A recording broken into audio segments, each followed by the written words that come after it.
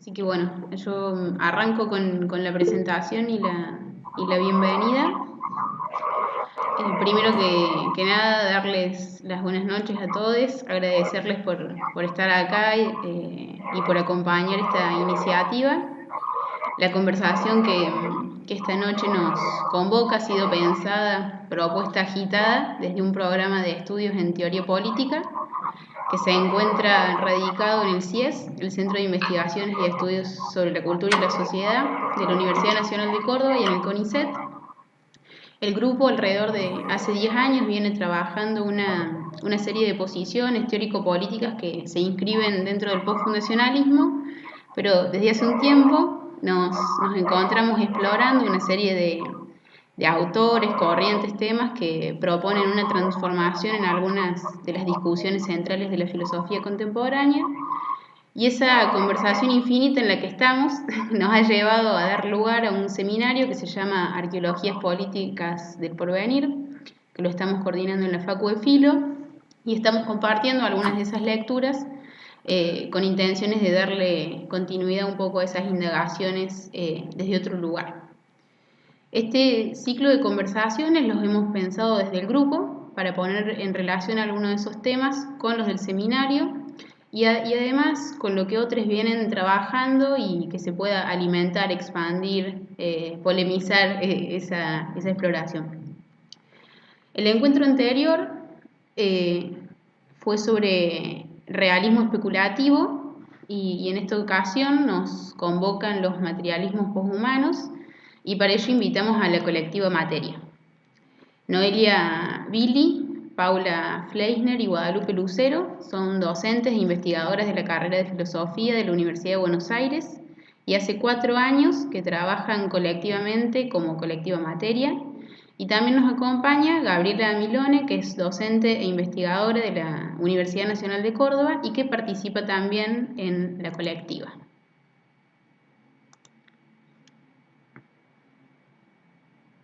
Bueno, para seguir, les voy a contar un poco cómo va a ser la modalidad. Ahora las compañeras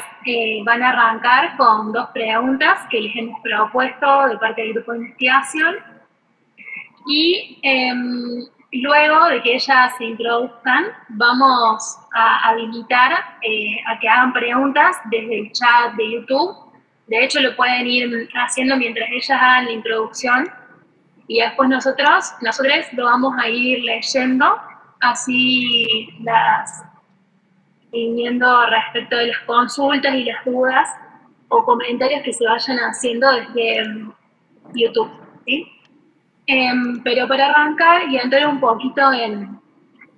ambiente y dar pie a las preguntas con las que vamos a introducir, con Agustín, unas imágenes para, bueno, dar cuenta un poquito de lo que vamos a charlar, que son posthumanos, posthumanistas. Estas imágenes son de Nathaniel Strand, que es un artista, trabaja básicamente en un ITSI de imágenes, compresionismo. Él carga un escáner de escritorio común como se puede tener en cualquier casa, una computadora, y recorre distintos lugares obteniendo estas imágenes, ¿sí? Y el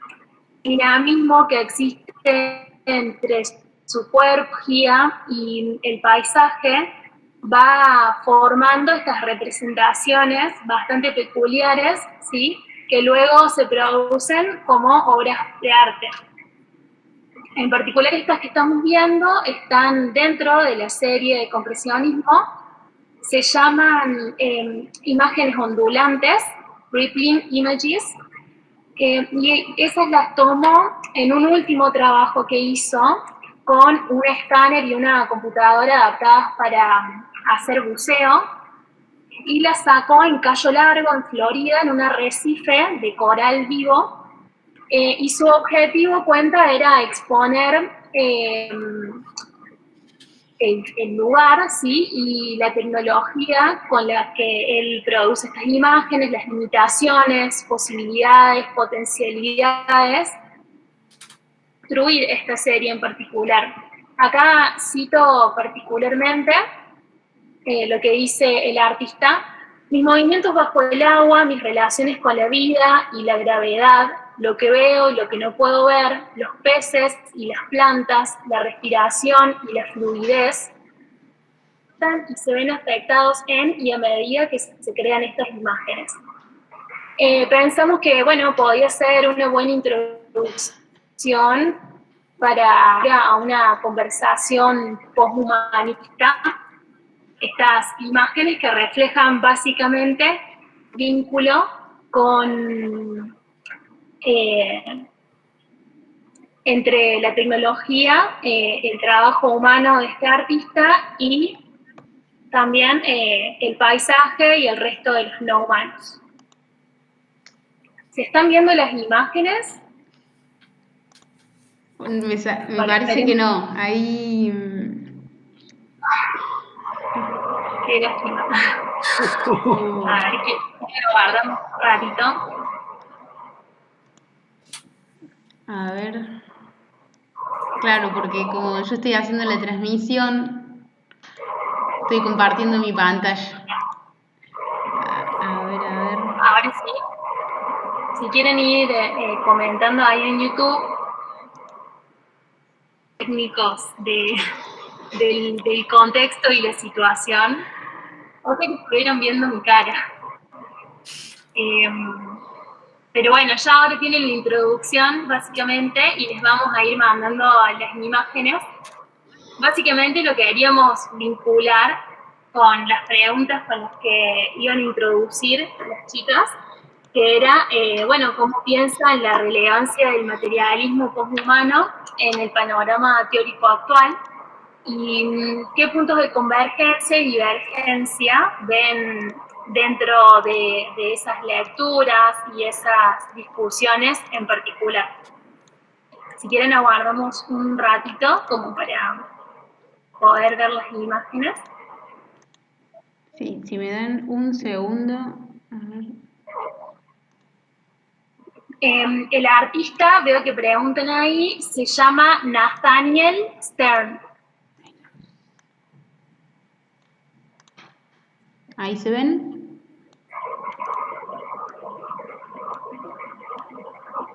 Bueno, esperamos que ahí se vean. Nos parecieron muy hermosas las imágenes como para darle la bienvenida a las compañeras. Podían ser la expresión de esos vínculos entre distintas ontologías, entre distintos mundos, entre distintas materialidades de las que nos van a contar un poco las compañeras. Sí, si quieren, mientras vemos y solucionamos la cuestión técnica respecto de si se ven o no las imágenes en YouTube, si quieren podemos comenzar de todas maneras a conversar, ¿les parece? Y luego vemos las imágenes si se ven o no. Dale, perfecto. Sí, sí. Hacemos así. Gracias. Sí, a mí me parece como, bueno, les agradecemos a todos por la invitación y especialmente a las compañeras les agradecemos también las imágenes. Para nosotras está bueno comenzar con imágenes porque en realidad, digamos, lo que nosotras llamamos el materialismo poshumano no es exactamente una corriente filosófica, una escuela filosófica que nosotras estemos estudiando específicamente, sino que es más bien como una construcción conceptual un poco exploratoria que nosotras fuimos armando a partir de algunos intereses que a nosotras nos fueron convocando, y uno de esos intereses tiene que ver en realidad con el trabajo con la estética y con las imágenes y con el arte, bueno, porque sobre todo Paula y yo venimos del área específicamente de estética, o sea, damos clases de estética en la facultad. Entonces, para nosotras hay algo de la idea de material y de materia que nos viene en realidad de la tradición estética, ¿no? Y pensamos muchas veces la cuestión del material desde su dimensión estética. Y esto, bueno, nosotras no conocíamos al artista previamente, pero a partir de lo que nos fueron contando y lo que vemos en las imágenes, sí hay algo interesante allí respecto de cómo se articula esta relación con una suerte de hacer de la materia que para nosotras es interesante pensar, al menos en primer lugar desde el punto de vista estético, y luego tratamos de pensarlo también ontológicamente. Pero hay algo ahí en esto de, bueno, de qué es lo que pasa con esa materialidad que se imprime y que el artista de alguna manera no domina completamente el medio, o sea, no puede controlar completamente lo que la materia hace sobre el medio y la imagen que se genera, y esa ondulación que decía Sofía de la materia que queda impresa en la imagen, da cuenta de alguna manera de una plasticidad de la materia que excede la lógica formante que podría imprimirle un artista y que de alguna manera le imprime la subjetividad en general a la idea misma de materia, ¿no? O sea, ahí aparece como una idea de materialidad que tendría algo así como una especie de agencia propia, un modo de hacer propio, más allá de la intervención humana, y entonces ese es un aspecto que está bueno para nosotras, de alguna manera para abrir la conversación, porque tiene que ver con una de las dimensiones de la idea de materia que nosotras estamos pensando, es decir, no necesariamente comenzamos a trabajar estos temas a partir, como decía hace un ratito, del análisis de una escuela, sino más bien al revés. Hay como algunos problemas que nosotras veníamos trabajando en nuestras áreas de estudio y que de pronto empezamos como a buscar teorías que nos permitieran pensar problemas que nosotras veíamos a partir de nuestro propio trabajo, de nuestras propias tesis doctorales, etcétera. O sea, nosotras veníamos trabajando más en la lógica que nos propone la academia, digamos, ¿no? O sea, trabajar en autores, en escuelas y tal. Y entonces, a partir de un abordaje... Digamos, independientemente del mapa actual de los materialismos y tal, ya trabajar desde el punto de vista de la estética permitiría... Hola, buenas noches, yo soy Paula, perdón, entré como si fuera una clase. No, permitiría... como que es un gran continuado, ¿no? Disculpen. Decía que entrar por el lado de la estética lo que permitiría es justamente pensar eso que ya en el quehacer artístico está siempre en juego, y es por un lado esto que dice Lyotard, que dice Apollinaire, ¿no? Los artistas son los hombres que quieren llegar a ser inhumanos. Por un lado hay algo del quehacer artístico que siempre está relacionado con lo no humano, y por otro lado el hacer artístico es siempre algo relacionado con un hacer cuyas reglas están siempre siendo hechas en el mismo momento en el que se está produciendo, ¿no? Y en ese sentido también hay siempre un quehacer de la materia que no puede ser completamente dominado, incluso si hay involucrado un agente humano, que por otro lado quiere devenir inhumano, ¿no? Entonces, independientemente como del mapa contemporáneo respecto del materialismo, entrar al materialismo por la estética permite ya tener como digamos, como marco conceptual general un tipo de quehacer y un modo de relación también con la imaginación y con la estética en general, que después resuenan en todos estos debates de los que ustedes vienen conversando y que nosotras también, por supuesto, estudiamos. Como dice Guada, nosotras básicamente somos unas amigas que también tenemos una decisión política de hacer de esa amistad un quehacer filosófico, tal vez un poco a la vieja usanza, ¿no? Nos interesa mucho pensar de alguna manera algunos umbrales o espacios de acompañamiento entre nosotras que nos permita transitar el a veces muy hostil ámbito académico, y entonces van a ver que muchas de las cosas que decimos son casi intencionalmente en broma, ¿no? Yo hoy justo les decía a las chicas, bueno, empecemos diciendo lo que dice Nietzsche al comienzo del caso Wagner, a propósito de una sentencia de Horacio, ridere diquere, ¿no? De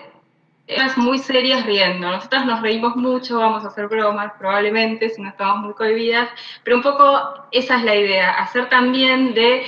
del materialismo poshumano una especie de gran chiste, lo mismo de cuando hablamos de los interreinos, que ahora vamos a decir algo, pero de un gran chiste que tiene que ver con un posicionamiento en filosofía, ¿no? Nosotras lo que creemos es que, y en ese sentido nos reivindicamos materialistas, es que hay que posicionarse, y esa posición, en nuestro caso, tiene que ver, en algún sentido, sí, con trazar cuáles son los aspectos de la filosofía que nos han resultado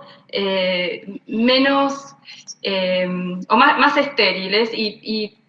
lamentablemente quizás los más prolíficos, ¿no? Que son el idealismo por un lado y el humanismo por el otro. Por eso un poco en chiste elegimos un poshumano, ¿no? Como para posicionarnos en un mapa, insisto, como una broma, ¿no? Insisto con la sentencia de Horacio porque todo tienen que tomarlo como una broma, y en ese sentido también reivindicamos para esta tradición algunas, digamos, hacemos una genealogía muy heterogénea, ¿no? No es que queremos ubicarnos en el mapa contemporáneo, decidir si la ontología orientada a objetos, o si el realismo especulativo, o si la ecocrítica. Lo que queremos es surfear un poco en todo eso y ver qué sale de la experimentación con eso. En ese sentido, por ejemplo, Nietzsche es uno de nuestros inspiradores, no solo por la cuestión del cuerpo y por la cuestión de la posibilidad de reivindicar, el modo en el que él se reivindica a sí mismo como un muerto vivo en Ecce Homo, y cómo reivindica el sentido del olfato, ¿no? En ese sentido también una combinación entre ese materialismo del olfato nietzscheano, de los muertos vivos nietzscheano, y el aroma materialista del que habla Adorno en terminología filosófica. Ese sería otro de nuestros posibles antecedentes, pero fundamentalmente en el caso de Nietzsche, tal vez lo que más nos interesa es lo que él llama el materialismo invertido, o esto que aparece en el Crepúsculo de los ídolos como la historia de un error, donde no la voy a contar porque seguramente todos la conocen, pero un poco la idea ahí es denunciar un modo de argumentación más que un contenido específico de las doctrinas idealistas que dominaron la filosofía. No se trata de anular el mundo verdadero para que quede el aparente como el verdadero, sino justamente de generar nuevos modos de concebir esas relaciones que no impliquen una separación, la típica separación binaria, por ejemplo, espíritu-materia, por ejemplo, naturaleza-cultura, por ejemplo, varón-mujer, sino precisamente neutralizar esa separación, que por otro lado, en términos políticos, es bastante pregnante porque esa separación es la que permite justamente generar ese solapamiento que finalmente deviene siempre mejor administración de esas separaciones. Entonces, en el caso de Nietzsche, hay algo metodológico que nos interesa, que bueno, que está ahí presente también, junto con Adorno. No sé, chicas, ya empecé a decir cosas que no eran las que decíamos. Doy la palabra a Noelia. Retomando un poco, hola, ¿qué tal? Soy Noelia.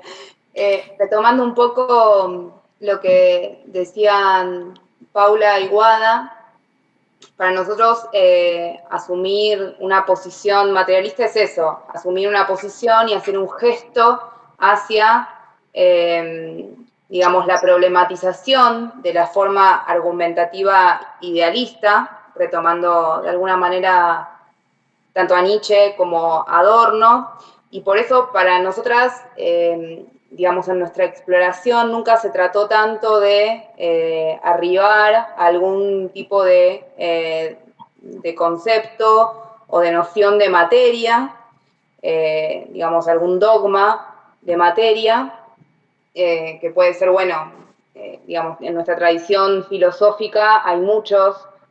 dogmas acerca de la materia, ¿no? El materialismo ilustrado, el naturalismo biológico, el realismo positivista, sino más bien, de alguna manera, recoger el legado de Althusser, que hablaba justamente del materialismo como una posición en filosofía, como una posición que supone, además, en nuestro caso, heredar el potencial insurgente y revoltoso de los materialismos de izquierda, y por eso, bueno, también vale la pena decir que es un materialismo que básicamente, y como posición política, problematiza el capitalismo, es decir, todo el tiempo estamos pensando de qué manera la forma de producción de la vida capitalista interfiere en nuestras prácticas, en nuestro pensamiento y produce aquello que hay. En ese sentido es un materialismo no liberal, digamos, y sobre todo además recoge la idea, este materialismo de digamos, pensamos el materialismo de alguna manera como una práctica, como digamos, una noción de práctica que, a diferencia quizás de los marxismos materialistas, de los cuales por otro lado estudiamos, exploramos, investigamos, no reduce la noción de lo que hay a las sociedades humanas, sino que intenta hacer un trabajo transdisciplinario justamente por pensar la práctica como la interacción de distintas formas de existencia, de distintas lógicas de existencia, que da lugar justamente a una idea de práctica como interacción de potencias de actuar, y entonces a la vez, digamos, metodológicamente para nosotras, da lugar a un trabajo transdisciplinario, ¿no? Donde nosotras nos damos el permiso, y casi en la academia habría que decir el lujo, de pensar a partir de materiales que no necesariamente son reconocidos históricamente como material filosófico, ¿no? Entonces, por ejemplo, trabajamos no solo a partir de imágenes como las que estuvieron mostrando, no sé si salieron finalmente, pero como las que mencionaban al principio, sino también a partir de, digamos, a partir de imagen, a partir de obras de arte, pero también a partir de enunciados o de discursos que tienen que ver con prácticas de movimientos sociales, y en ese sentido justamente hay como una especie de despliegue de lo que supone el legado de la estética, del trabajo con el material, porque tendemos a pensar ese trabajo con el material como una praxis que nos piensa a todos y a todo lo que hay involucrados de alguna manera en una malla sensible que debe ser pensada. Digamos, ese es como uno de los problemas que más nos gusta explorar desde distintos lugares referidos a la imagen y a los lenguajes artísticos, y también nos da mucha libertad en torno a cómo nos movemos y cómo nos posicionamos, a la vez que rápidamente nos sitúa en el lugar desde el cual estamos pensando, que para nosotras es muy importante, desde qué lugar se habla, desde qué lugar se piensa, porque no creemos que esto esté, digamos, no solamente de posicionamientos políticos, sino que justamente pensamos cualquier tipo de práctica, no solamente como una alianza, no solamente pensamos la práctica como aquello que excede claramente a lo humano, sino que también pensamos la práctica como el lugar donde, a la vez que se hace algo, se lo está pensando. Es decir, encontramos en cualquier tipo de práctica algo que está siendo pensado, un pensamiento con el cual podemos, de alguna manera, trabajar.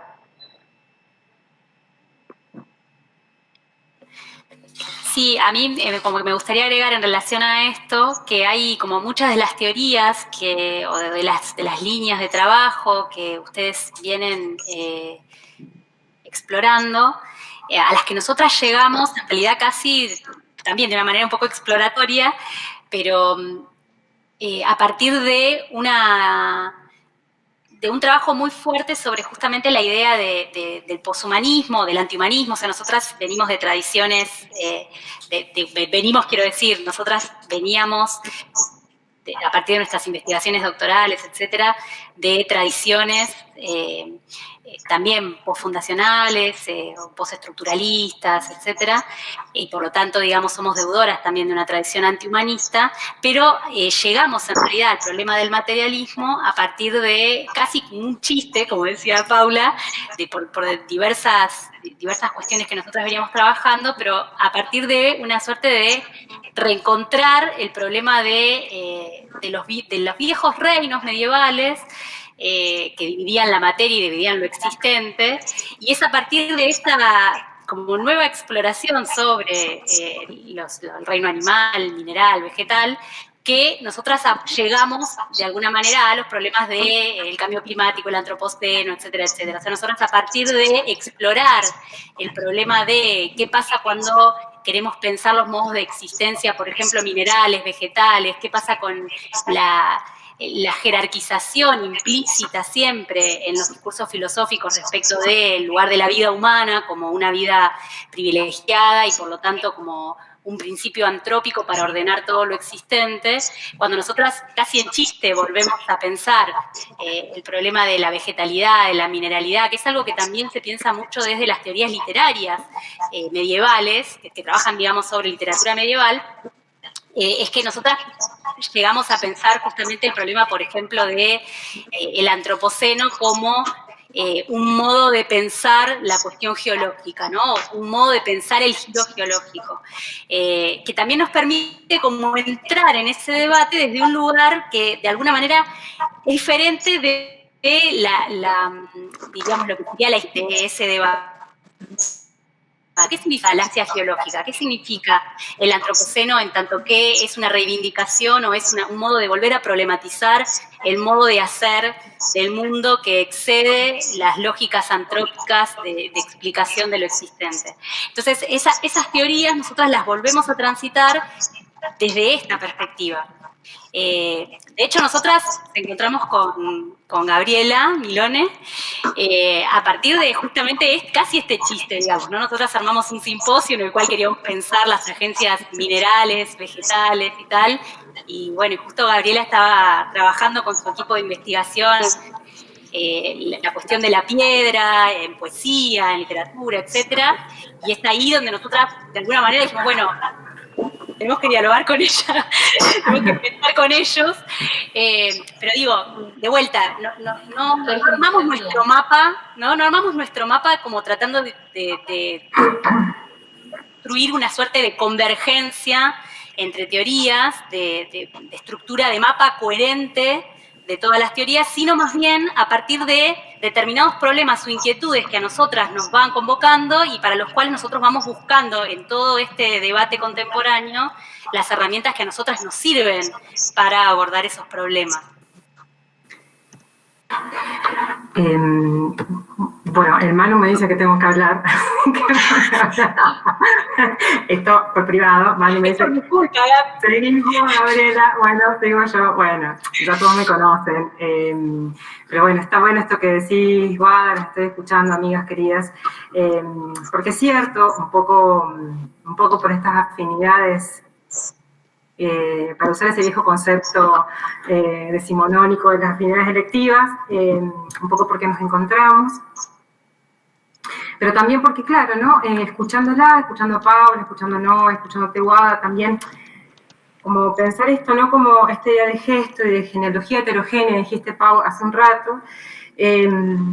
Bueno, pensaba un poco también en cómo nos encontramos también por estos modos de pensar las prácticas mientras las prácticas se hacen, ¿no? Que es la idea de poiesis, ¿no? Ese hacer que se hace haciéndose, ¿no? Esta cosa de estar un poco ahí en el medio de la materia, entre muchas comillas. Y un poco jugando con esta idea, sí, jugando con estos gestos, jugando con estas posibilidades de pensar. Nosotros veníamos con el equipo, con el equipo con el que yo trabajo acá en Córdoba y con el que ya habíamos tenido algunas algunos vínculos con las chicas en Buenos Aires, pero también tenemos vínculos con todos nosotros, nosotres, a través del programa de investigación, digamos. Con ese equipo veníamos trabajando con una idea con una noción que no sabemos bien cómo, nos hizo decantar en el materialismo, que era la noción de figura, ¿no? Como este juego, esta cosa muy bartesiana en algún punto, ¿no? Y pensaba recién también cuando Pau hablabas de Nietzsche y de ese gesto metodológico, ¿no? Bueno, ¿cómo pasa ese gesto metodológico por Barthes y cómo por Barthes nos llega un poco a nosotros, ¿no? En ese sentido, ese juego entre método y cultura, ¿no? Que Barthes ahí trabaja en el inicio de cómo vivir juntos. Entonces, bueno, pensaba un poco cómo estos raros meandros, digamos, de los trabajos y del pensamiento, un poco nos hacen decantar en esta especie de paraguas que hoy podríamos decir que es esta noción de materialismo, pero que en realidad, efectivamente creo que sí hay algo que compartimos y por lo cual yo puedo trabajar con las chicas y podemos un poco compartir nuestros recorridos, es porque no estamos pensando efectivamente en una cartografía como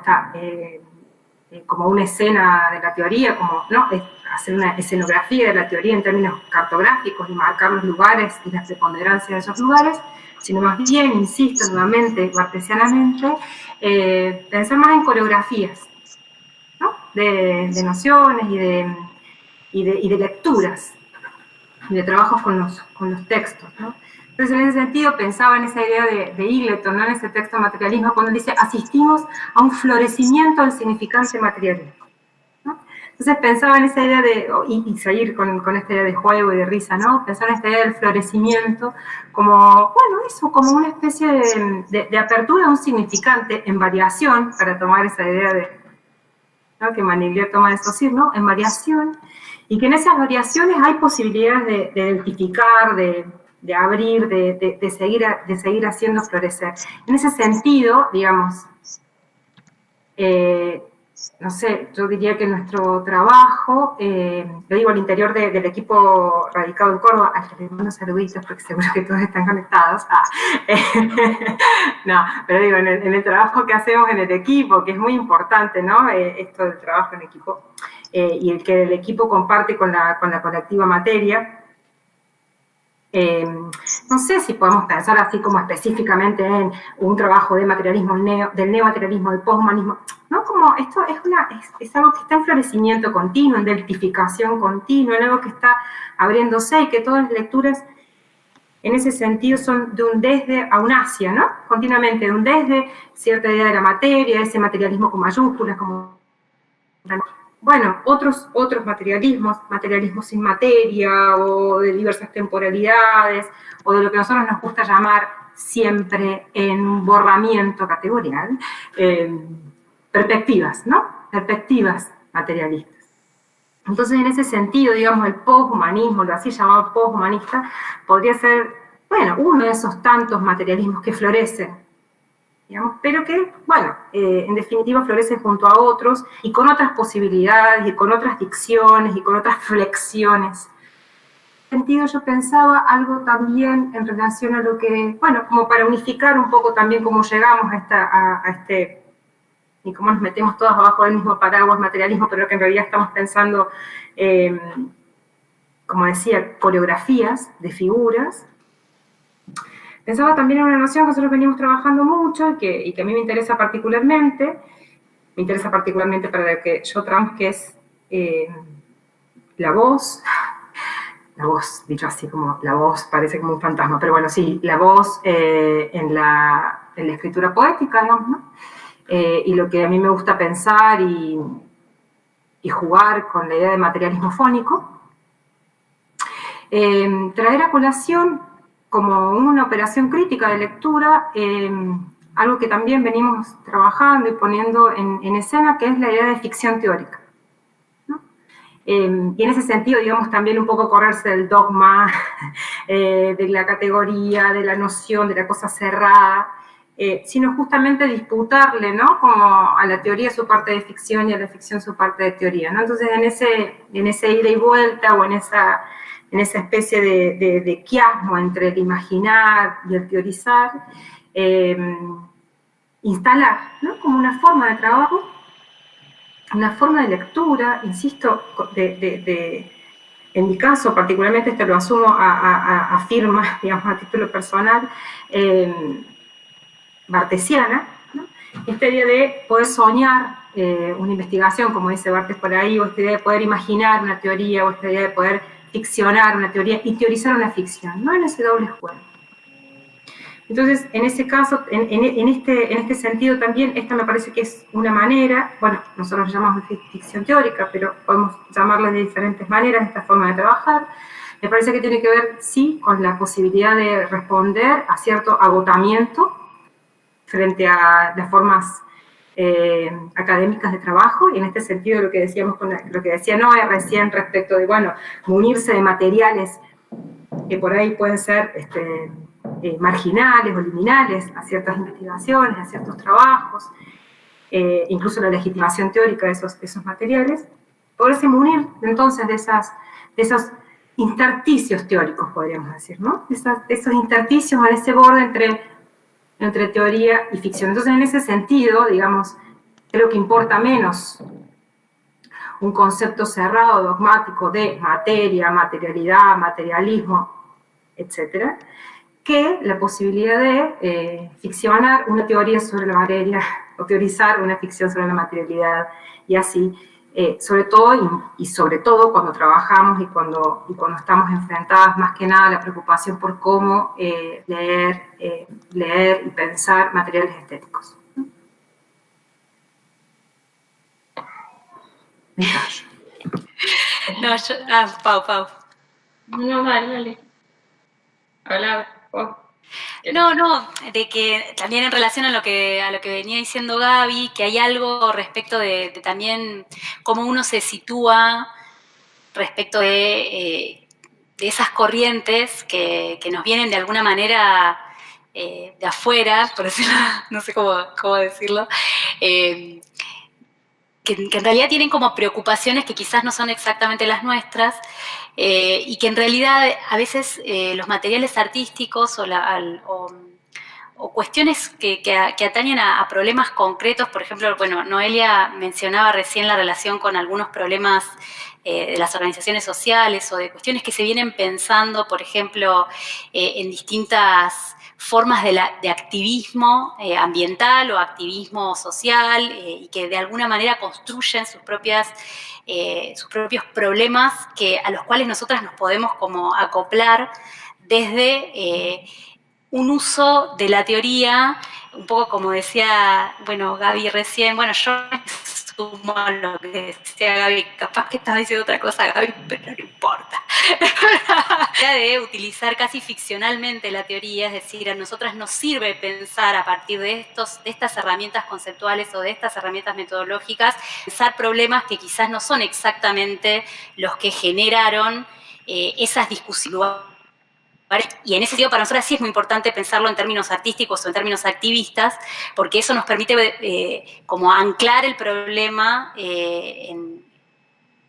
donde estamos nosotras efectivamente, ¿no? Que no es exactamente el mismo problema que puede llegar a tener, no sé, Latour, o a nosotros nos sirve de repente Latour, nosotras trabajamos bastante con su crítica de la dicotomía naturaleza-cultura, nos sirve pensar ese problema, y también nos sirve pensar el modo como él y también Stengers conceptualizan la idea de Gaia, pero tal vez es mucho más interesante pensarla concretamente en los activismos latinoamericanos concretos. Entonces, ahí la teoría nos sirve, pero nos sirve en realidad como para empezar a movernos hacia el lugar en el cual queremos pensar, que es en realidad cómo todo esto nos afecta aquí, ¿no? Entonces, en realidad también toda la cuestión del ambientalismo o la cuestión de poder pensar más allá del humanismo, poder pensar otras voces también, o sea, poder ver hasta qué punto podemos teorizar de manera seria, de manera académicamente aceptable, de repente la voz del cerro, la voz de la piedra, la voz de los animales, la voz de la vegetalidad, no para antropomorfizar a los animales, a los vegetales, pero sí para poder tratar de pensar otras lógicas de existencia que podrían pensarse radicalmente. A veces estas teorías nos sirven y al mismo tiempo nos sirven para hibridarlas con cuestiones que se están pensando en estas latitudes y no necesariamente desde los problemas y las tradiciones teóricas que hacen nacer esas teorías en Francia o en Estados Unidos. Sí, yo solo quería decir un poco como retomando algunas de las cosas que dijeron, que otro de los antecedentes que para nosotras es muy importante, teniendo en cuenta también quiénes somos y desde dónde hablamos, es, digamos, toda la corriente del feminismo materialista o del feminismo poshumanista, independientemente de las posiciones puntuales, digamos, Braidotti, Alaimo, las que sean,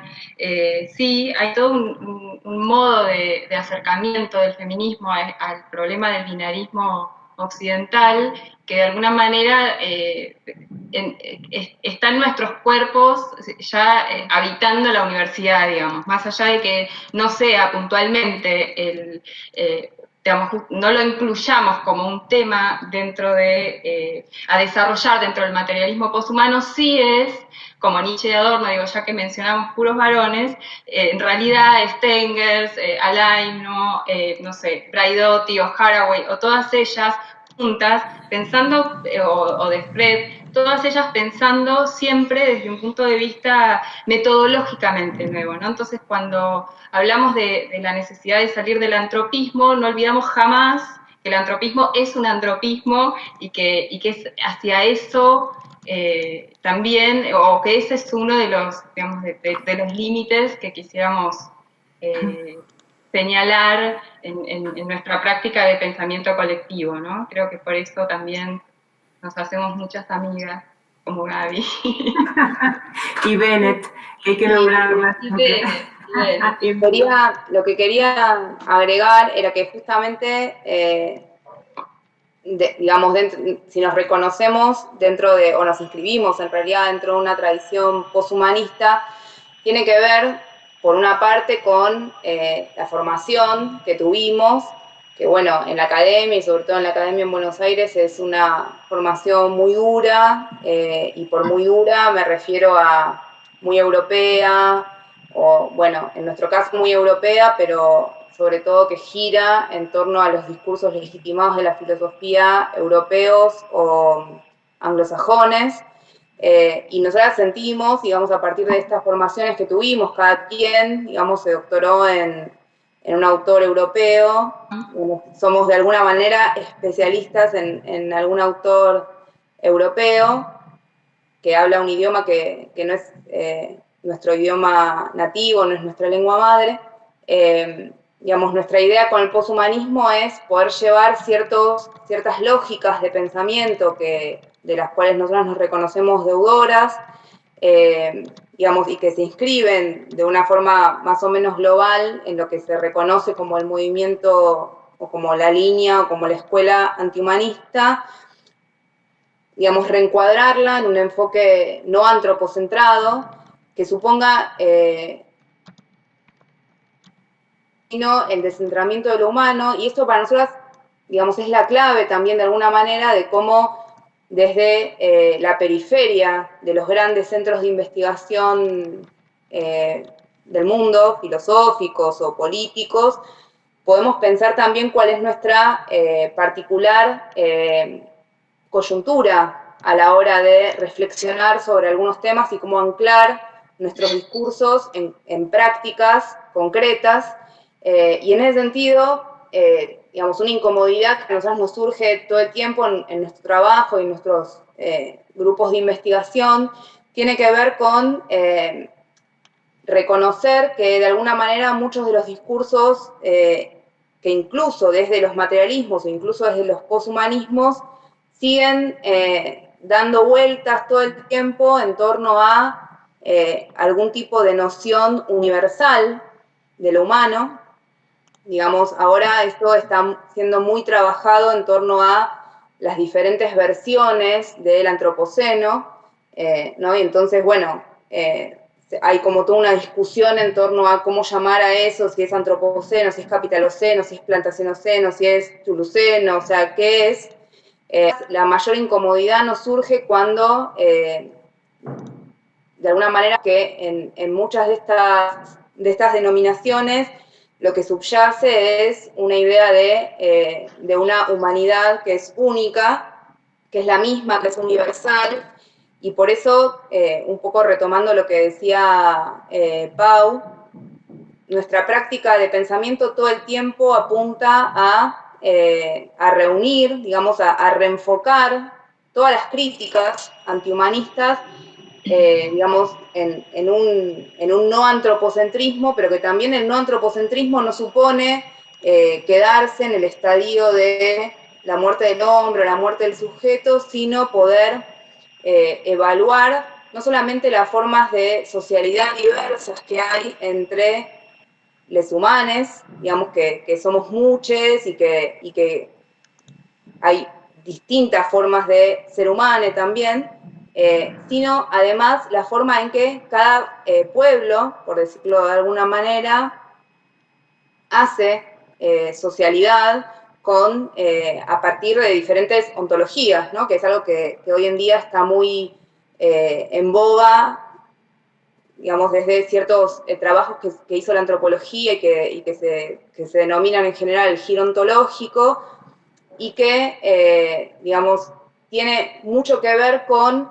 poder cuestionar esa idea de que el hombre es el organizador, de que un hombre universal, una noción universal de hombre es el organizador de todo aquello que existe. Y esto no solamente desde un punto de vista epistemológico, sino justamente a partir de un punto de vista ontológico que supone una variación en las determinaciones y en la forma de conectarse con el cerro, con la planta, con la piedra, y que claramente a partir de prácticas artísticas, a partir de prácticas activistas, es absoluto. Ahí quizás es el lugar de máxima distancia con respecto a ciertas discursividades que justamente lo que hacen es elevar o llevar todas estas problemáticas a un punto de vista que para nosotras es ciertamente abstracto, porque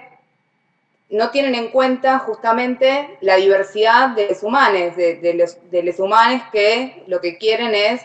reivindicar su territorialidad, reivindicar, a través de la reivindicación de su territorialidad, reivindicar un modo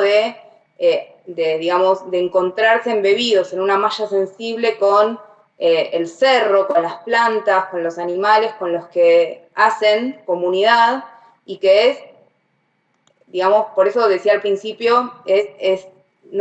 anticapitalista en el sentido de que no es liberal, porque no se considera, digamos, no se parte de la base no solamente de un individuo, sino que tampoco se parte de la base de una socialidad puramente humana.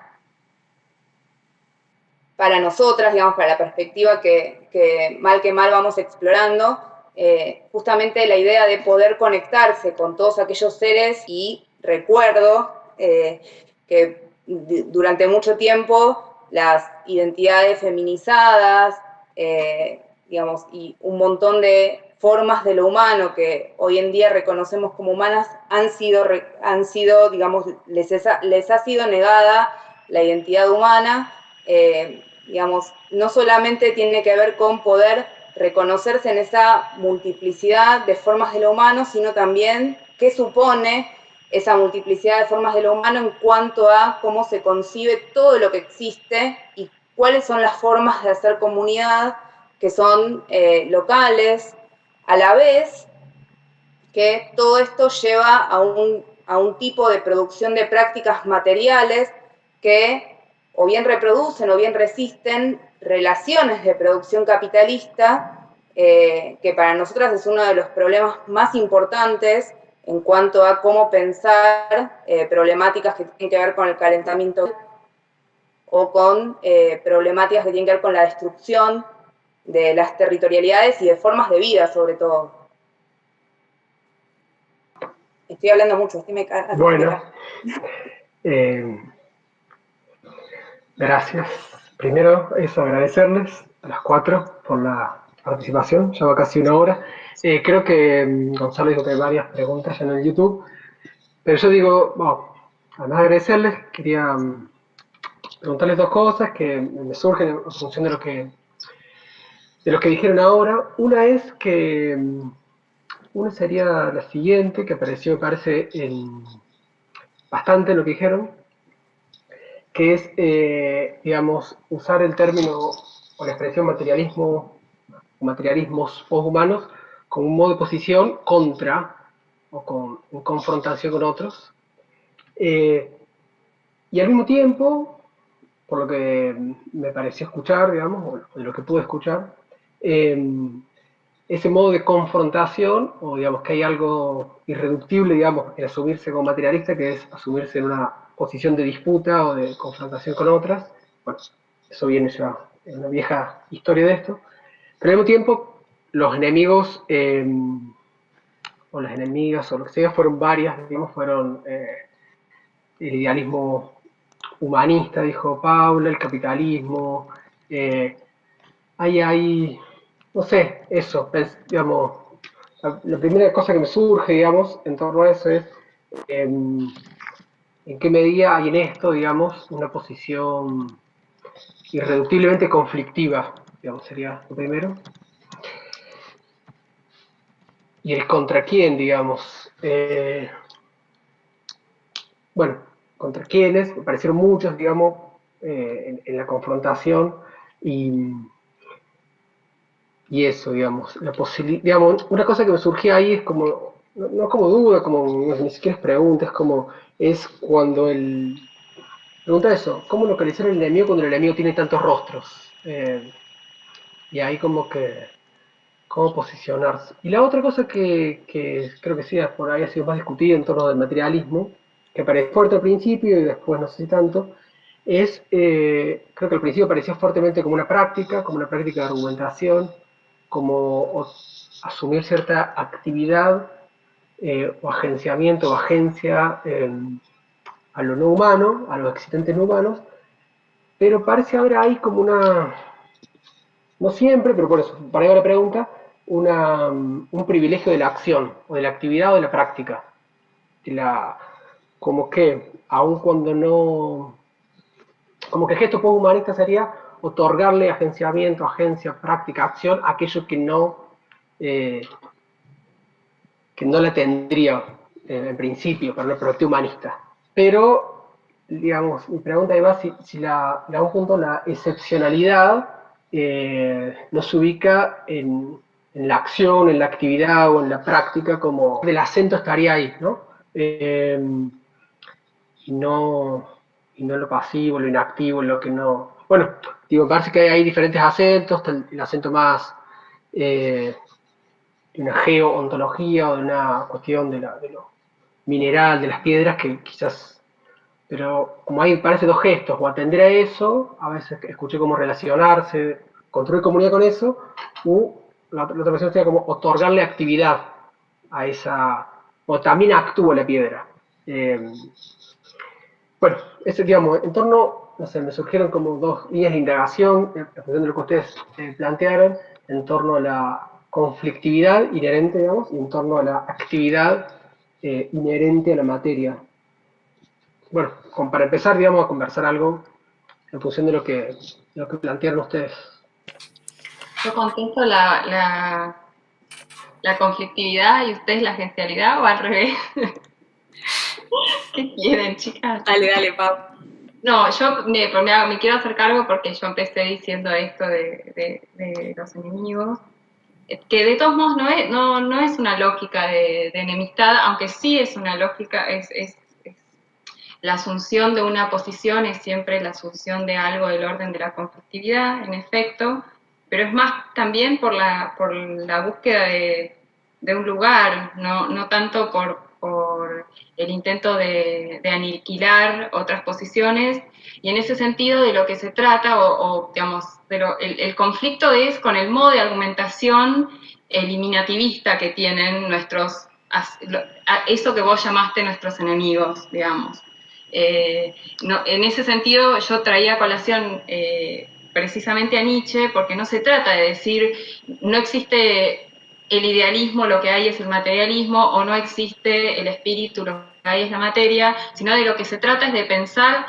la separación jerarquizante que está detrás de la operación idealista y humanista en ese modo de pensar la conflictividad. La conflictividad existe, es lo que hay, por eso, existe el pensamiento, me parece a mí, ¿no? En ese sentido, por supuesto que yo asumiría ahí una posición conflictiva en la medida en que queremos que sea una posición, pero sin embargo, me parece que ese contra, también por eso quiero como volver a ubicar todo en el terreno de la broma seria, y de la posibilidad justamente de, en esa broma, evitar el lugar el tipo de argumentación que implica la separación jerarquizante, o el binarismo, también lo llamamos en algún momento, de separar materialismo e idealismo. Sí, son nuestros enemigos, pero en la medida en que nos ridiculizan, digamos, así como diría Adorno, ¿no? Es eso, es como una posición también como si fuera defensiva, que digo, las chicas en la sala, que por suerte son muchas, saben muy bien a lo que me refiero, ¿no? Digo, otra vez, si no es en términos de pensamiento, al menos sí de experiencia corporal, ¿no? Tu cuerpo en el mundo es una posición conflictiva, y no porque quieras ir a matar a alguien o porque quieras ir a la guerra, sino porque precisamente algo tenés que hacer para ocupar ese lugar y eventualmente defenderte, ponele. Eso por un lado. Y por otro lado, la idea del enemigo con muchos rostros, a mí me parece que es un único enemigo que tiene un solo rostro, lo que dijimos. No, y además es uno, muy puntual. ¿No? Esto que decía Noé hace un rato de la abstracción del concepto de humano, que finalmente es el varón, blanco, burgués, bla, bla, bla, capitalista, hablante de un idioma estándar, no sé, el X% de la población, pongamos el 1% de la población que domina con el extractivismo, el modo de relación con todo lo otro que no es sí mismo. Entonces, no sé si, o sea, por supuesto que hay que hacer todas las mediaciones y estamos en una conversación filosófica, o sea que está súper bien que nos las exijas, nos quedaríamos hasta las 8:30 de la noche de mañana para hacer todas esas mediaciones, eso estoy segura de que es así, es cierto, y probablemente nos equivoquemos en algunas de esas mediaciones, pero lo cierto es que no son distintos, digamos, hay maneras de decir que el modo de argumentación idealista, o al menos cierto modo, sobre todo la manera en la que fue combinándose la construcción del concepto de sujeto con el modo extractivista de producción en la modernidad, o sea, hay que hacer, yo sé, todas esas mediaciones, con un lastre humanista en el sentido de excepcionalista respecto de todo lo existente, que en algún sentido tienen un rostro, si no el mismo, bastante parecido. No sé, chicas, si ustedes están de acuerdo, porque además ni siquiera estamos de acuerdo entre nosotras. Es el patriarcado, quiere decir Paula. Lo digo rápido, pero bueno. Digo. Lo mismo, o sea, el patriarcado, ¿qué es el patriarcado? Bueno, es eso, básicamente esa particular conjunción entre una forma de construir la subjetividad y asociarla con un modo de producción y de explotación, que creo que ahí es donde se unen todos esos enemigos de los que vos recién hablabas. O sea, vos decías, bueno, casi la pregunta casi retórica, bueno, ¿qué ver el idealismo con el capitalismo? Bueno, todo diríamos nosotras, ¿no? O sea, es casi lo mismo para nosotras, ahora van a estar en YouTube, como dicen. Pero,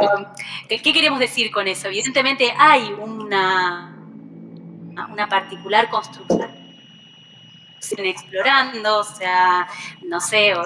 desde la teoría de Federici hasta, no sé, Susan Buck-Morss, para pensar dos cosas bien diferentes respecto de cómo se anuda el pensamiento colonial, extractivista, capitalista y tal, con una determinada construcción de la subjetividad que a la vez es una subjetividad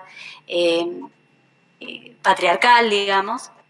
Entonces me parece que ahí hay algo de esa particular alianza que a nosotras sí nos interesa pensar entre la mujer o el feminismo, más que la mujer, y estos otros modos de existencia, pero simplemente por pensar qué es lo que queda como explotado en el modo, o sea, qué es lo que queda dominado o silenciado o ocultado, la aparente universalidad que estaría detrás tanto de los modos de producción capitalista como de cierto modo de construcción filosófico del concepto de humanidad y de hombre, que para nosotras sí están anudados y que en cierto modo los materialismos y los poshumanismos permiten empezar a pensar en conjunto, ¿no? Por eso también las filósofas que mencionaba Paula hace un rato del poshumanistas permiten pensar rápidamente esa alianza o esa relación entre, por ejemplo, el feminismo y el antiespecismo. Me parece que ahí hay algo que bueno, no es nada demasiado novedoso lo que estamos diciendo. Solo digo no sé. Soy una cosa que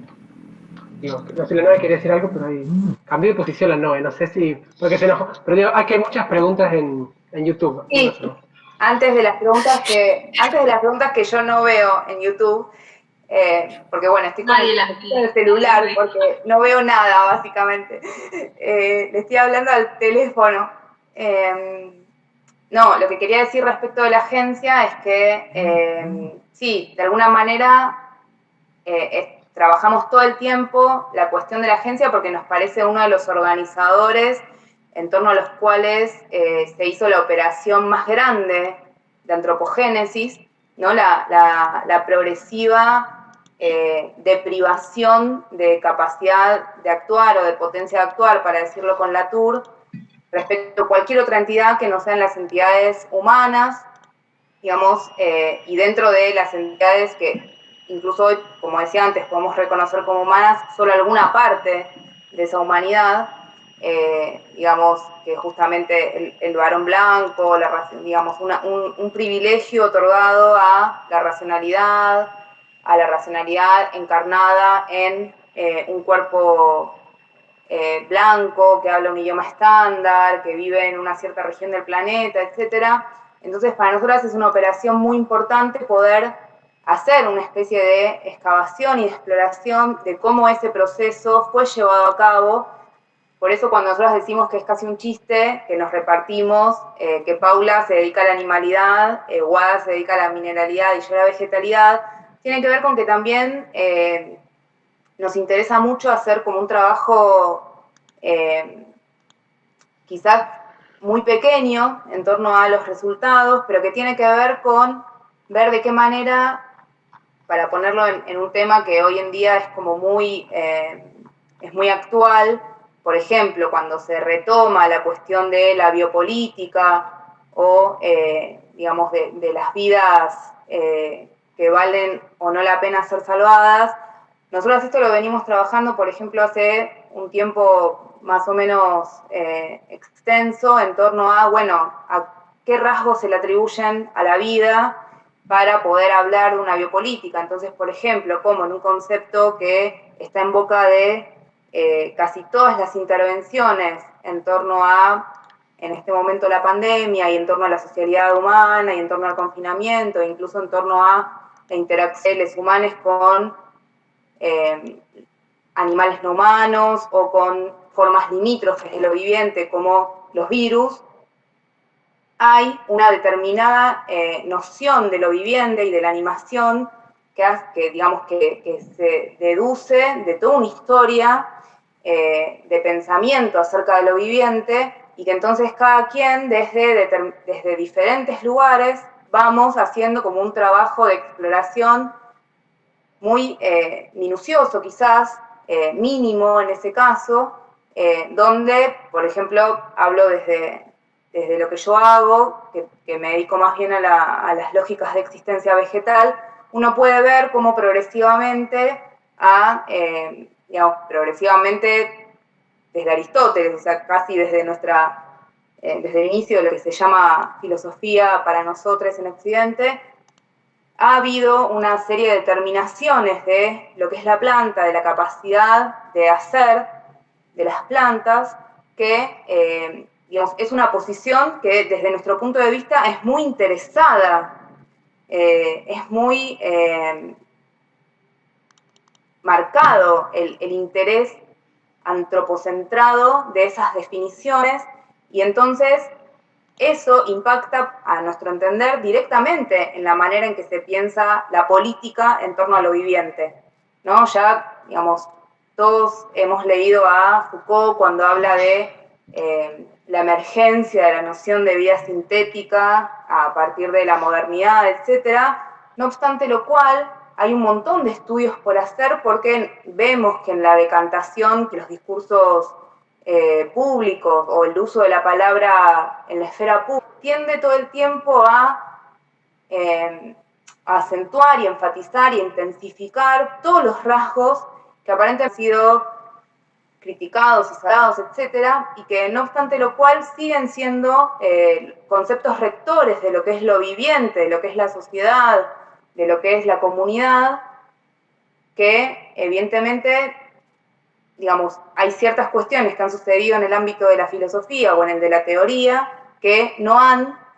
tenido la suficiente pregnancia en la esfera pública como para generar algún tipo de cambio en las prácticas y en los discursos, lo cual a su vez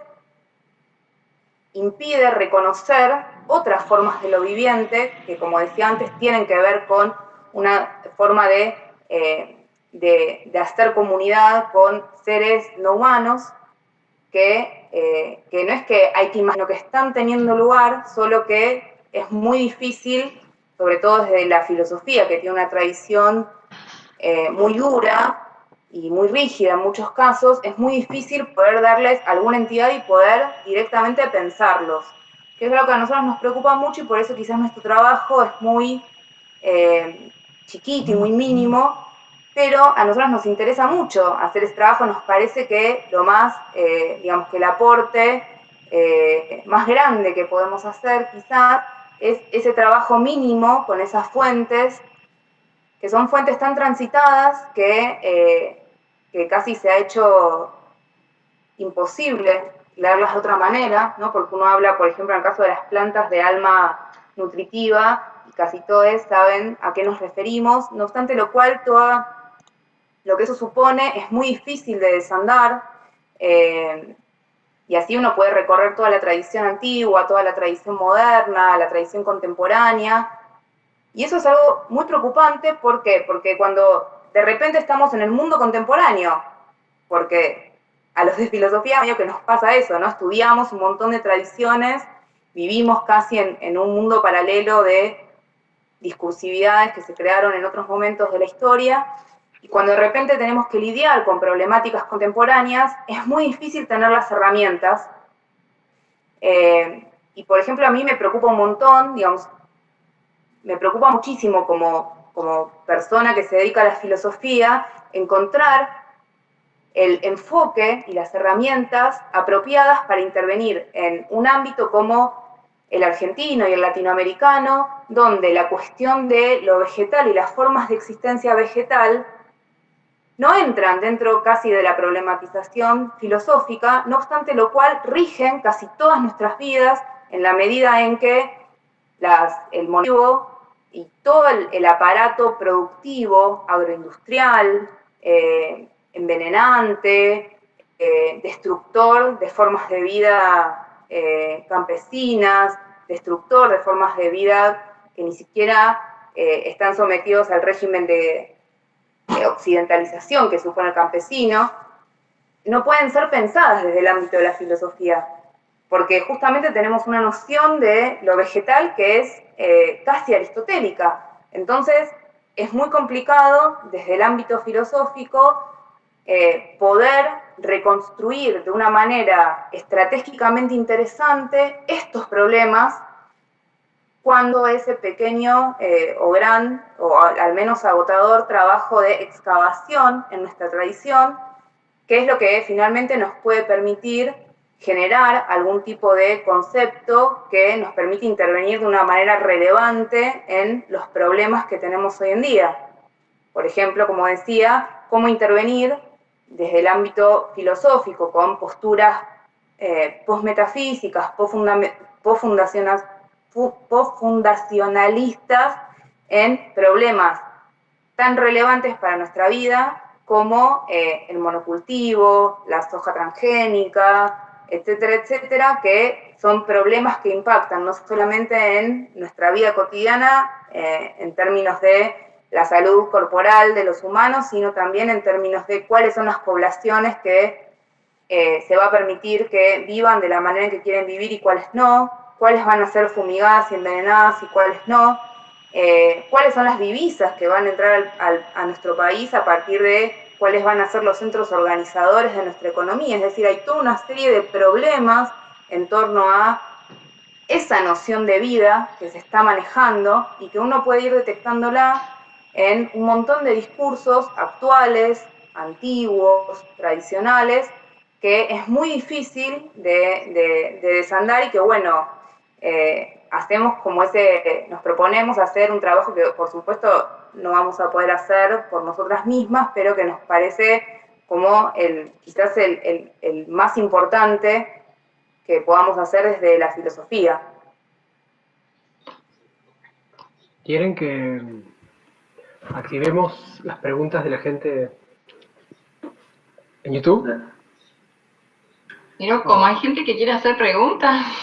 Sí, estallan las preguntas en YouTube, alguna que otra polémica ahí también. Yo intenté agruparlas, más o menos, así que si les parece las leo de a dos o de a tres para que puedan o hacer un combo de respuestas o elegir.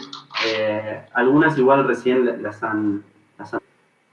En primer lugar, hay una pregunta por cómo llegaron al concepto de agencia para pensar las prácticas de estas materialidades. Y también hay una pregunta por el concepto de vida, pero bueno, no voy a hablar bastante de eso, igual la formulo. La pregunta iba por el... Bueno, no sé hasta dónde se habrá escuchado antes, pero respecto de las preguntas en torno a la agencia y la vida, en general, lo que nosotras hacemos,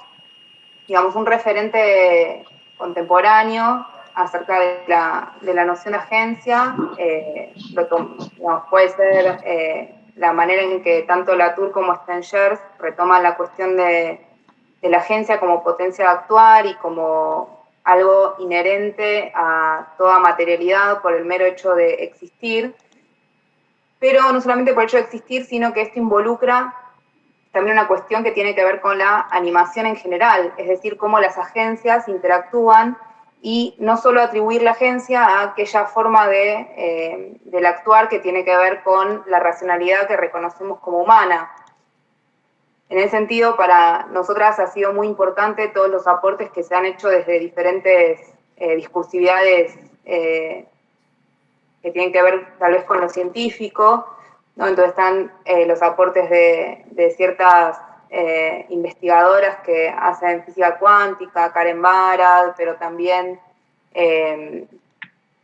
por ejemplo, Lynn Margulis, que se dedica a la microbiología, y que entonces ponen sobre el tablero a jugar otras formas de la agencia de la materia, que si bien no tienen las mismas características que las de lo humano, no por eso dejan de tener agencia, justamente. Entonces, a nosotras nos interesa pensar cómo todas esas formas de la agencia interactúan y claramente desbordan la agencia humana, no para pensar al modo quizás antiguo, estructuralista, que el hombre no tiene ninguna agencia, sino que es permanentemente sobredeterminado por estructuras o por cuestiones que no maneja, sino más bien porque lo que nos interesa es pensar en ese ámbito medio de compostaje, diría Haraway, o enlodado, dirían más los pensadores y las pensadoras latinoamericanistas, que tienen que ver con la manera en que las agencias están permanentemente entrelazadas y desbordándose unas a las otras, en la medida en que ninguna entidad es una entidad por sí misma, sino que se forma en la relación. Entonces, en la medida en que uno piensa hasta el fondo, la idea de la relacionalidad constitutiva de cualquier entidad, necesariamente para nosotras eso supone una reconfiguración de la agencia, de lo que significa la agencia, y en eso claramente para el discurso contemporáneo la noción de vida es fundamental, y por eso decíamos, no sé hasta qué parte se transmitió, pero por eso resulta fundamental repensar y excavar y explorar las maneras en que lo viviente ha sido definido tanto para los vivientes no humanos como animales, o los vivientes no humanos como plantas, o incluso los vivientes no humanos microbiológicos, ¿no? Cuando uno piensa, por ejemplo, a mí me interesa mucho el trabajo que hace Lynn Margulis, porque rápidamente nos saca casi un cachetazo de ciertas formas de pensar lo viviente que tenemos muy arraigadas de una manera casi inconsciente, digamos, es como el inconsciente de nuestra tradición,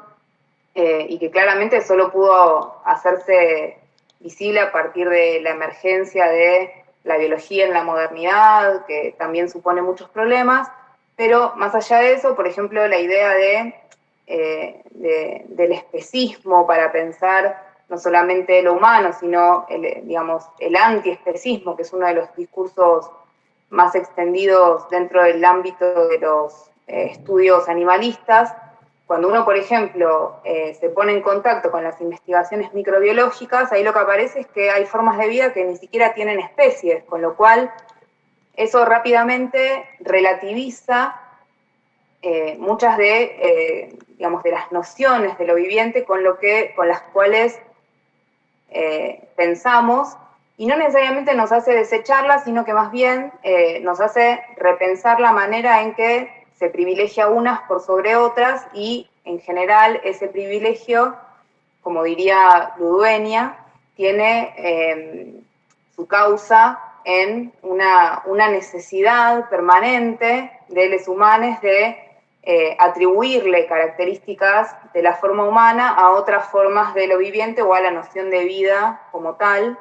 Y bueno, por eso es que nos preocupa mucho la cuestión de la agencia, y bueno, acá Guada seguramente podrá decir algo de la agencia de lo inorgánico, por decir así, porque bueno, ella trabaja específicamente la cuestión de la mineralidad en torno a eso. Sí, yo para pensar la cuestión de la agencia, o sea, en lo mineral, en realidad empecé a pensarlo yo a través de Deleuze, que es el autor que yo trabajé, al que me dediqué en mi carrera. Pero bueno, de Deleuze también me interesaba un concepto que es el de imagen cristal. Bueno, no voy a hacer explicación larga de ese concepto, pero sí me permitía pensar a partir de esa idea de cierta forma de crecimiento y de forma estructural del cristal, pensar justamente formas no de vida, sino de crecimiento y de contagio estructural, de contagio de forma, que no tenían nada que ver con justamente las lógicas de lo viviente, y por ejemplo en el caso de los cristales, ¿no? Que los cristales, bueno, ustedes pueden hacer su experiencia en casa y hacerlos crecer por su cuenta, y que ahí había una lógica, digamos, de contagio material, de la forma material, que era interesante para pensar justamente esos otros modos de hacer que no coincidían con el modo de hacer asignado a lo viviente en general. Entonces, un poco desde ahí, como traspasando, digamos, la categoría de agencia que recién comentaba Noé al caso de la mineralidad, es que yo empecé a pensar eso, lo empecé a pensar en el caso de los cristales específicamente, pero que luego, como decía hace un rato, cuando uno empieza a pensar el giro geológico en ciertos estudios culturales y la pregnancia que tiene también la idea de la geología en todo lo que vino con el debate del antropoceno y tal, uno puede pensar ahí también como justamente modos de hacer de lo inorgánico, de lo abiótico, que exceden nuevamente la prerrogativa de lo viviente para pensar las lógicas mismas del hacer o de la agencia, ¿no? En ese sentido, nosotras usamos bastante como texto disparador el texto de Fabián Ludueña, bueno, nos pedían referentes locales,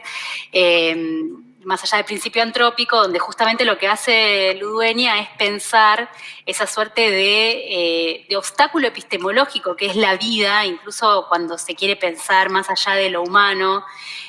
como la vida sigue siendo una suerte de obstáculo antrópico, en tanto que aquella característica que es la característica de lo humano sigue siendo la más interesante para pensar, lo viviente, cuando si uno piensa a nivel de universo, lo vivo sería una excepción, no sería ni siquiera relevante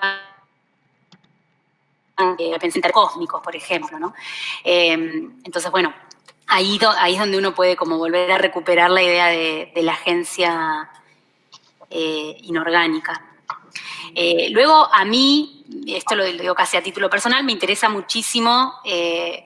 pensar modos en eso que decía Noé, de la malla sensible, qué pasa con la tecnología y qué pasa con esos modos de sensibilidad de la tecnología que de alguna manera nos inviten, ¿no? O sea, como que transforman nuestro modo de relacionarnos con el mundo y en ese punto a mí la persona que me parece que lo piensa de una manera increíble es Silvia Schwarzbach, ¿no? O sea, Silvia Schwarzbach cuando piensa la idea de la mirada maquínica o de cómo en realidad nuestra relación con la imagen es ya como una relación que no tiene nada que ver con la lógica de la experiencia y de lo sensible y de la ístesis que nosotros estudiamos en la tradición filosófica, sino que tiene que ver con el modo de percepción de la cámara o de una máquina. Silvia obviamente lo piensa a través de Farocki y a través de otros pensadores, pero bueno, a mí me parece que ella lo formula de una manera bastante original. En eso también uno puede pensar esos modos de agencia o esos modos de sentir que no serían... No estarían inmediatamente vinculados con la lógica de lo viviente, ¿no? Yo quería decir, sí, justamente yo empecé hablando de Nietzsche y de ese chiste que él hace al principio de Que Homo cuando dice no está ni muerto ni vivo, y cuando dice justamente que su filosofía se caracteriza por una ausencia de partidismo en relación con el problema global de la vida, porque justamente, retomando las cosas que están diciendo las chicas, la cuestión no es si las piedras actúan, sino justamente que no hay individuos, no hay especies, lo que hay son como si fuera holoentes, digamos así, ni siquiera holobiontes, sino holoentes, que en ese entrecruzamiento que son, actúan. Y en ese sentido la agencia no está pensada desde como la tradición aristotélica, como un sujeto que actúa, digamos, sino que justamente otra vez estamos intentando pensar de manera tal que esas separaciones binarias, en este caso entre sujeto y objeto, entre agente y paciente, en ese sentido no estamos recuperando la noción de energía, estamos tratando de pensar una conjunción de energía y dinamis, o de sujeto-objeto, o de... pero no una conjunción luego de haber sido separadas, que eso es la trampa a la que nos lleva, digamos, el pensamiento aristotélico para decir un poco lo que decía antes Noé, sino pensar como independientemente de esa separación. Entonces no hay que asociar el concepto de agencia al concepto de praxis, ¿no? Sí, quizás al concepto de poiesis en sentido más digamos, platónico, de pasar del no ser al ser, y en ese sentido estos holoentes que somos tienen una capacidad o son simpoiéticos, ¿no? Para decir algunos términos que aparecen en la bibliografía contemporánea, en este name dropping que fuimos haciendo a lo largo de la conversación, ¿no? Bueno, eso. Y en ese sentido, entonces, para responder la pregunta acerca de el vitalismo y el materialismo, para nosotras es importante justamente incorporar en nuestro materialismo todo ese encuentro con lo muerto, y por eso también traíamos a colación a Adorno, ¿no? Que dice que es en el encuentro con la muerte, y no con la analítica de la muerte o con la metafísica de la muerte a la Heidegger, sino con el encuentro con el cadáver putrefacto,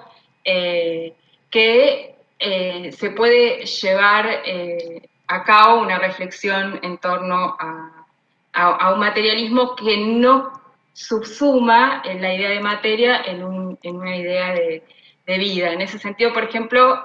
qué sé yo, para hablar de las divergencias respecto de algunos de los autores, o algunos autores contemporáneos, no sé, Braidotti sigue eligiendo el concepto de SOE. Nosotras no estaríamos tan interesadas en pensar un zoocentrismo por todo lo que dijo Noé y todo lo que dijo Wada, ¿no? No sé qué más queda. ¿Qué otra pregunta quedaba? No, respecto del transhumanismo y el poshumanismo, bueno, nosotras nos decimos poshumanas o tratamos de pensar la idea del poshumanismo justamente contra la idea del transhumanismo, hablando otra vez de lo conflictivo, pero si entendemos el transhumanismo como un mejoramiento del humano, como una extracción de los rasgos más distintivos del humano y una exacerbación de esos rasgos, ¿no? Una suerte de mejoramiento o de superación de lo humano a través del mejoramiento de los rasgos específicos de lo humano,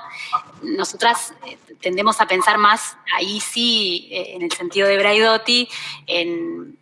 una idea de poshumanismo hacia abajo, por decirlo también en términos adornianos, ¿no? En lugar de hacia arriba, elevarse, superar la especie, superarse, sino más bien pensar por lo bajo cómo se piensan las alianzas con lo no humano, ¿no? Y entonces ese deshacer lo humano tendría que ver con una nueva lógica de alianzas con lo no humano, antes que con una suerte de superación por arriba, por decirlo de una manera didáctica, de lo humano, ¿no? Como si la especie se pudiera mejorar a través de la relación con la tecnología y tal, pero donde ese mejoramiento siempre tiene que ver con la exacerbación de aquello que siempre se consideró lo propio de lo humano, ¿no? Y también en ese sentido, como una especie de chiste, como el que hace Lyotard respecto del término posmoderno, ¿no? Como pensar no tanto lo que viene después de lo humano, sino jugar, como dice Lyotard a propósito de lo posmoderno, con el futuro anterior, ¿no? Con lo que habría sido hecho, ¿no? Como estar en un terreno en el que la temporalidad o el después que supone lo post, en realidad es lo que es como la invención de una cosa que no es de un posible futuro anterior, ¿no? Ahí seguimos con la... Sí. Cuento nomás, a ver si lo vieron, que ahí te dejo, Gonza, que no fue que subimos contenido no apto, sino que fue alguien que le molestó mucho lo que estaban diciendo y denunció, y por eso se cortó el video, lo cual no está tan mal. Después de todo, hubo alguien que se sulfuró y denunció a YouTube que era contenido prohibido. Total. Es un éxito total, colectiva. Total. Queremos Oti, vos querías... entendido. Sí, yo tenía pregunta para hacerles, si les parece. Bueno, nada, o sea, primero quería agradecerles igual la presentación de la colectiva y del trabajo que vienen haciendo a muchas. Me pareció como ya en sí mismo como algo muy, muy alucinante que se puedan reunir a pensar juntas. Y un poco en esa dirección también, y recuperando algo de lo que dijeron al principio, quería preguntarles cómo vienen indagando en torno a una posición materialista, y en particular al materialismo como un gran chiste, o eso que decía Paula como una broma seria, y a una práctica feminista de la filosofía. Algo se anticiparon, pero me parecía como... No se me quedó usando eso, así que se los tiro. Bueno, ¿querés hablar vos, Pau? No, vos. No, básicamente, no sé, yo lo referiría sobre todo a recuperar el potencial de la no universalización de lo humano. Nos parece que el feminismo, a través de diferentes luchas coyunturales que se dio tanto en el ámbito de los activismos como en el ámbito del pensamiento, todo el tiempo problematizó esa idea de, digamos, fue uno de los primeros movimientos sociales que problematizaron esa idea universalizable del sujeto, de los primeros que reconocieron o identificaron cuáles eran los rasgos universalizantes, digamos, cuál había sido la operación antropogenética que dio lugar a una idea de humanidad como, digamos, calcada sobre los rasgos de un ideal de varón, blanco, heterosexual, cis heterosexual, europeo, hablante de un idioma reconocido mundialmente, etcétera, y que entonces el feminismo, por problemas acuciantes de la vida de todas las identidades feminizadas, hizo mucho hincapié digamos, hizo mucho trabajo conceptual y concreto acerca de esos problemas, entonces contribuyó a dar muchas herramientas para pensar la manera en que los cuerpos son disciplinados,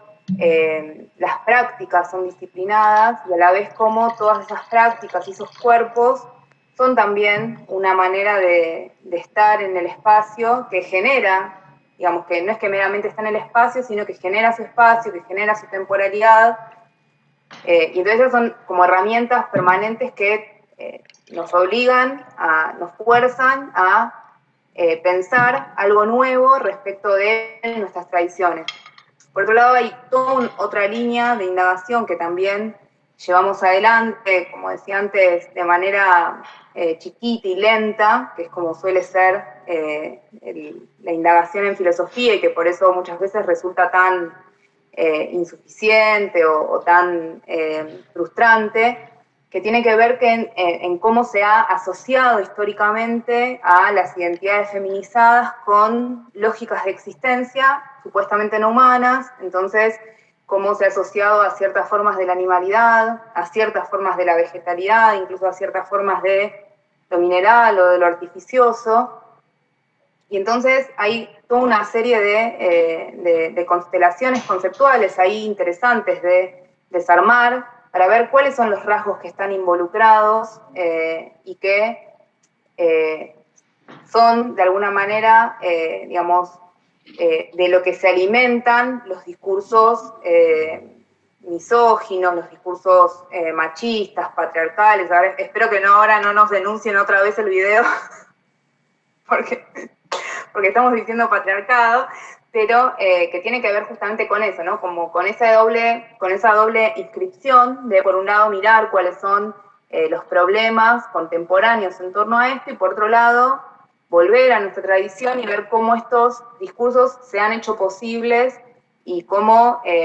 muchos discursos que hoy en día se sostienen liviana y alegremente tienen un pasado y una historia sedimentada durante siglos, ¿no? Por ejemplo, cómo se ha asociado la feminidad a ciertas formas de lo vegetal, a las flores, y una serie de valores y de configuraciones corporales y de configuraciones anímicas que tienen que ver, por ejemplo, con las plantas, con la forma de reproducción de las plantas, con la cuestión sexual, con la morfología incluso de los vegetales. Digamos, son todas una serie de cuestiones cuyo efecto inmediato, digamos, en los discursos es difícil de ver, por una parte porque son, digamos, operaciones conceptuales mínimas quizás, pero también porque, digamos, este trabajo de excavación no parece ofrecer resultados inmediatos o formas o fórmulas o consignas de acción inmediatas para la acción, y que bueno, eso también tiene que ver en parte con el tipo de trabajo que entendemos que es filosófico y político, y que también tiene que ver con una forma de reconocer en lógicas de existencia no humanas para nosotras, formas de hacer colectivo, formas de discursividad en común, formas de trabajo en conjunto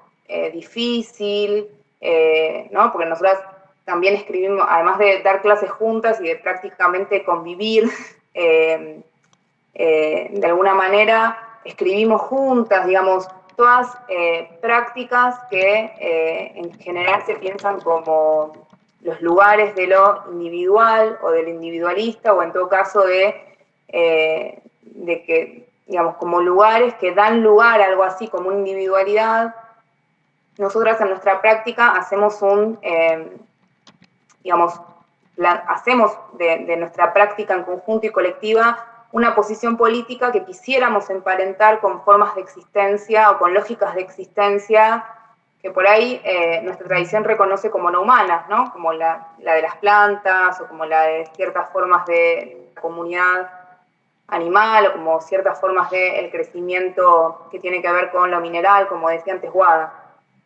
Pero vos, Pau, querías decir alguna otra cosa. No, quería decir que también dentro de la historia del pensamiento feminista, o cierta parte del pensamiento feminista hizo sola el recorrido de pasar por la reflexión en torno al lenguaje y al problema, para asumir plenamente el giro lingüístico y rápidamente luego pasar a una reflexión en torno a las prácticas y a los cuerpos y tal. Y justamente creo que eso es posible porque obviamente parte desde la ausencia del binarismo, y eso permite justamente como construir otros modos otros modos para la teoría, ¿no? Y eso se refleja, me parece, en ciertas líneas del feminismo posthumanista o del feminismo materialista en la actualidad, como han logrado justamente pensar por fuera de esas separaciones, todo esto que acabas de decir, ¿no? Las posibles alianzas interespecies y interreinos, incluso, para decirlo. Hay otras preguntas, pero yo no puedo leerlas en el... dale. No, quería decir una cosita que se vincula con una de las preguntas que habían quedado ahí colgadas, que tiene que ver, la pregunta que quedaba era una sobre poshumanismo y de colonialidad o colonialismo, y que para mí también tiene que ver con algo del orden del feminismo y de lo que están planteando las chicas, que tiene que ver con reconducir permanentemente el pensamiento a sus condiciones materiales de producción y de posibilidad, ¿no? Y que entonces ahí sí el poshumanismo nos es útil porque justamente, y cuando lo pensamos por lo bajo y no por lo alto, ¿no? Al pensar las alianzas en realidad materiales concretas que hacen posible nuestra existencia, y tratar de pensar permanentemente cuáles son, de alguna manera, esas alianzas, eso tanto para el feminismo como para el pensamiento, digamos, intentar un pensamiento situado, latinoamericano, como queramos llamarlo, me parece que es fundamental, es decir, todo el tiempo volver a pensar cuáles son las condiciones materiales que hacen posible nuestra enunciación, ¿no? Y como condiciones materiales me refiero a las condiciones tanto de trabajo, familiares, etcétera, como las condiciones materiales, por ejemplo, si tenemos internet, si tenemos electricidad, de dónde viene el internet, de dónde viene la electricidad, de dónde sale el litio para nuestros celulares, y tal, y tal. Entonces, todo eso me parece como algo que habilita, en cierto modo, el corrimiento de la jerarquía de lo humano. O sea, si nosotros pensamos desde la jerarquización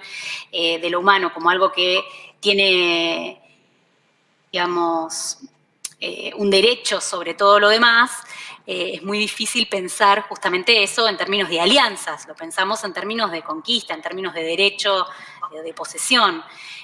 Volver a pensarlo en términos de alianza implica justamente pensar, insisto en lo mismo, radicalmente cuáles son estas condiciones materiales de posibilidad de nuestro discurso, de nuestra existencia, etcétera. Y creo que la otra pregunta que quedaba era, creo que yo había dicho cerros, piedras, prácticas heterogéneas, y que ahí había como una idea que interesante en términos de transversalidad, pero que a la vez parecía como perder especificidad si uno pensaba materialmente, ¿no? Como diciendo, bueno, como si perdiéramos en realidad de vista la diferencia implícita en todo eso, y sobre todo, me imagino, en términos de discursividades y de materiales, ¿no? O sea, y ahí me parece de vuelta que lo que hay que empezar a tratar de escuchar, o sea, y de investigar, son aquellos discursos que intentan pensar conjuntamente eso, ¿no? Que no hacen la diferencia, de vuelta, aquí sí nos sirve bastante todo lo que se trabaja desde el giro ontológico en antropología, digamos, de cómo pensar otras formas de no diferenciación entre cultura y naturaleza, ¿no? Y entonces, y por lo tanto, esa relación entre discursividad y naturaleza deja de tener relevancia cuando uno la piensa desde otras lógicas que no hacen la partición. Creo que eso nos puede abrir de alguna manera, teóricamente, más que abrir, nos puede ayudar a responder esa pregunta, ¿no? Sí, estaba pensando cuando decías esto, en una compañera cordobesa con la que nosotros estuvimos trabajando, con Verónica Lema. Ella hace etnobotánica, y entonces es muy interesante, a nosotros nos resultó muy interesante porque, por cuestiones digamos, de la industria editorial, digámoslo así, hace poco se publicaron la traducción de algunos textos de un pensador francés, Audrey Court, que trabaja justamente sobre la cuestión de, digamos, desde la filosofía de la técnica, trabaja algunas cuestiones relacionadas con la agricultura, digamos, hace filosofía de la agricultura. Y a nosotros nos pareció muy fuerte cuando, digamos, el gesto de editoriales argentinas, cuando publican esos textos y cuando lo que hacen es publicarlos en el contexto, digamos, en nuestro contexto, que es un país atravesado por la industria de la agricultura, devastado en su mayoría, digamos, su territorio por la industria de la agricultura, devastada su economía por la industria de la agricultura, y cómo ese discurso, que es de un pensador francés del siglo XX, etcétera, apareció, digamos, en nuestro contexto de pensamiento de una forma totalmente lavada, y que, bueno, puede ser muy interesante desde el punto de vista conceptual, ¿no? Ahí Audrey Court hace algunas diferenciaciones entre el modelo del agricultor europeo y el chino, etcétera, etcétera, pero que esto era importante poder, digamos, retrasar la importancia de la recepción en territorios como el nuestro, en torno no solamente a todas estas problemáticas que yo estaba mencionando recién, en torno a la industria de la agricultura, sino también en torno a otro tipo de pensamientos que hay, que existen y que están vigentes para comunidades realmente existentes en nuestro territorio, que son precisamente algunas a las que se dedica la etnobotánica que hace Verónica Lema y su equipo ahí en Córdoba, o que también podemos decir que mencionar a Florencia Tola, en otros territorios a Marisol de la Cadena, etcétera, y que trabajan justamente que generan otras alternativas de pensamiento, que no son la de la domesticación, que es como el recurso más a la mano que tenemos a la hora de pensar la relación de lo humano con lo no humano desde el punto de vista utilitario, sino que, por ejemplo, nos interesa mucho la noción de crianza y de intercrianza que emerge de las investigaciones etnobotánicas de Verónica, y así, digamos, con un montón de pensadores y de pensadoras y de investigadores e investigadoras que están trabajando en nuestro territorio con otro tipo de discursos, muy en la línea quizás de lo que hicieron otros antropólogos que quizás son más conocidos en nuestro medio porque son más traducidos, ¿no? Como Viveiros de Castro, pero que, bueno, como Descolá, que justamente a lo que apunta, me parece, es a ver de qué manera desde nuestras propias prácticas, bueno, no las mías, digamos que yo sería más como una persona más bien europeizada, sino desde otras prácticas que existen hoy en día en nuestros territorios, se pueden pensar de una manera mucho más situada y mucho más, no tanto por la situación, sino también además por la relevancia que tiene tu discurso. Nos interesa mucho todo el tiempo entender, tratar de entender en la medida en que nos sea posible cuál es la relevancia política de lo que estamos planteando cada vez que intervenimos en la esfera pública, y entiéndase por esfera pública también como investigadoras de CONICET con nuestras investigaciones, como docentes de la universidad pública dando clases, como personas que tienen la posibilidad de publicar y que sus textos sean leídos en diferentes medios públicos, o como en situaciones como esta, cuáles son aquellos problemas que nos ponemos como desafío y que son los que identificamos como aquellos que nos obligan a buscar herramientas nuevas para ser pensados.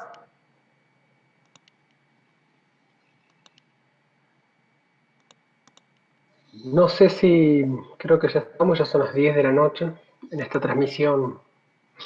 odiada, digamos, por alguien. Bueno. No nos odien, era todo un chiste. Hay otras cosas en YouTube para ver también, ¿eh? Alguien se sulfuró, no sé. Bueno, en mi parte y de parte del grupo también, agradecerles a las 4 esta participación y bueno, estuvo buenísima la conversación. Veremos si podemos hacer alguna artimaña para recuperarla, si YouTube nos deja o no. Y bueno, eso, agradecerles y en principio pensar la posibilidad, bueno, justamente como cerraron, el año pasado organizamos algo con Florencia, también con Marie Bardet, con Audrey Kur, bueno, hay una zona que estamos habitando cercana y bueno, ojalá que esta sea también punto de partida para otras cosas. Y eso, agradecerles ante todo. Gracias, gracias a ustedes. Gracias al equipo, gracias por hacer posible todas las cuestiones técnicas. Ay, sí. Y resolverlas in situ. Bueno. Conectó mucha gente nueva, por suerte. Seguimos. Dale, seguimos. Chao, amiga. Gracias. Saludos. Adiós. Adiós.